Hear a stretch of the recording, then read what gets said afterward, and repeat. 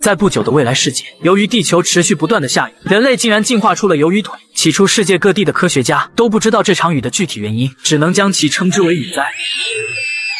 自从2029年爆发了一场特大洪水后，雨就一直没有停下过，城市也逐渐被大水淹没。于是有钱人为了应对这一突发灾难，迅速抬高地基建起了一座空中城市，并将底层市区作为宣泄口排出多余的洪水。这顿时让没钱的普通人苦不堪言，很多人都悲观地认为世界迟早会被泛滥的洪水淹没。然而所有人都不知道的是，他们中的很多人根本等不到世界被淹没的那一天。随着洪水持续泛滥，一种新型病毒已经开始在人群中蔓延。女孩在看新闻时，不知不觉中被蚊子咬了一口，她只感觉脸上一阵刺痛，却完全没有意识到这只蚊子的危险。就在这时，官方紧急插播了一条新闻：科学家为了让人类适应雨天的生活，研制出了一种特殊疫苗，只要完成注射，就可以让所有人在雨天正常生活。这瞬间让人们看到了希望。然而下一秒，电视机前的居民瞬间